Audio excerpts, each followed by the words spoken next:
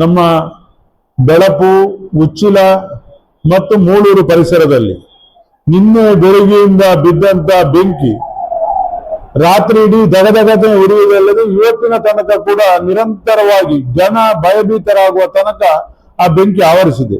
ಮನೆಯ ಬುಡಕ್ಕೆ ಬೆಂಕಿ ಬಂದಿದೆ. ನಮ್ಗೆ ಇಡೀ ಊರಿನ ಜನ, ನೂರಾರು ಜನ ಸೇರಿ ಮನೆಯ ಬಕೆಟ್ಗಳಲ್ಲೆಲ್ಲ ನೀರನ್ನು ತಂದು ಬೆಂಕಿ ನಂದಿಸುವಂತ ಕಾರ್ಯದಲ್ಲಿ ಮಗ್ನರಾಗಿದ್ದಾರೆ. ರಾತ್ರಿ ಇಡೀ ಯಾರು ಮಲಗಿಲ್ಲ.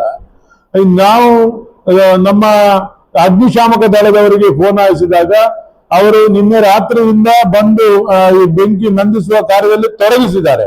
ಆದರೆ ದುರಾದೃಷ್ಟವಶಾತ್ ನಮ್ಮ ಈ ಜಿಲ್ಲೆಯಲ್ಲಿ, ನಮ್ಮ ಉಡುಪಿ ತಾಲೂಕು ಮತ್ತು ಕಾಪು ತಾಲೂಕಿಗೆ ಅಗ್ನಿಶಾಮಕ ದಳದ ವಾಹನ ಇರೋದು ಒಂದು.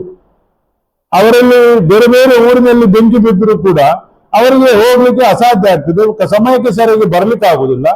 ಆಗ ಇಲ್ಲಿ ಬೆಂಕಿ ಆವರಿಸಿ ಮನೆಗಳಿಗೆ ಬೆಂಕಿ ಬಂದು ಅನಾಹುತಗಳು ಸಂಭವಿಸುವಂತ ಲಕ್ಷಣಗಳಿದೆ.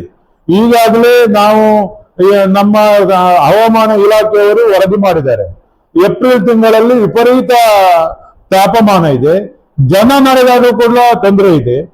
ಜಿಲ್ಲಾಡಳಿತವನ್ನು ನಿದ್ದೆ ಮಾಡಿದ ಎಚ್ಚರ ಈ ಬಗ್ಗೆ ತುರ್ತು ಕ್ರಮ ಕೈಗೊಂಡು ಇಲ್ಲಿ ಅನೇಕ ಮೇಘ ಯೋಜನೆಗಳಿದೆ, ಪಾದೂರ್ ಇದೆ, ಅದಾನಿ ಇದೆ, SEZ ಇದೆ.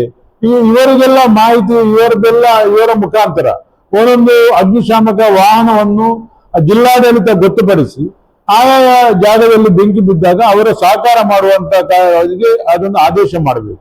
ನಾವು ಅದಾನಿಗೆ ಫೋನ್ ಮಾಡಿದೆವು, ಪಾದೂರಿಗೆ ಫೋನ್ ಮಾಡಿದೆವು, ಯಾರು ಕೂಡ ಸ್ಪಂದನೆ ಕೊಡುವುದಿಲ್ಲ. ಒಂದು ಕಡೆ ನಮ್ಮ ಶಟೌನ್ ಆಗಿದೆ ಹೇಳ್ತಾರೆ ಅದಾನಿ ಅವರು ಫೋನ್ ಮಾಡಿದಾಗ, ಪಾದೂರಿಗೆ ಫೋನ್ ಮಾಡಿದಾಗ ಇಲ್ಲ ಅದು ನಮ್ಮ ಕಂಪನಿ ಒಳಗೆ ಬೇಕಾಗ್ತದೆ ಅಂತ ಹೇಳ್ತಾರೆ. ಈ ಎರಡು ತಾಲೂಕಿನಲ್ಲಿ ಒಂದು ವಾಹನ ಇಟ್ಕೊಂಡು ಈ ರೀತಿ ಬೆಂಕಿ ಬಿದ್ದಿದೆ. ಇಡೀ ಊರಿಗೆ ಊರು ಸುಟ್ಟು ಹೋಗಿದೆ. ಯಾವ ಅಧಿಕಾರಿ ಕೂಡ ಇತ್ತ ಕಣ್ಣ ಹಾಯಿಸಿಲ್ಲ, ಯಾರು ಇಲ್ಲಿ ಬಂದಿಲ್ಲ. ಈ ದುರಾದೃಷ್ಟವಶಾತ್ ನಾವೆಲ್ಲ ಹೋಗಿ ಬೆಂಕಿ ಏನು ನಮ್ಮಿಂದ ಸಾಧ್ಯವೋ ಅದನ್ನು ಆವರಿಸುವಂತ ಕೆಲಸವನ್ನು ಮಾಡಿದ್ದೇವೆ. ನಾವು ಸರ್ಕಾರಕ್ಕೂ ಜಿಲ್ಲಾಡಳಿತಕ್ಕೂ ಮನವಿ ಮಾಡುದು, ಇನ್ನು ಏಪ್ರಿಲ್ ಮೇ ತಿಂಗಳಲ್ಲಿ ಇನ್ನಷ್ಟು ತಾಪಮಾನ ಏರ್ಲಿಕ್ಕಿದೆ, ತನ್ನಿಂತಾನೇ ಕಾಡ್ಗಿಚ್ಚಿನ ರೀತಿಯಲ್ಲಿ ಬೆಂಕಿ ಆವರಿಸಲಿಕ್ಕಿದೆ.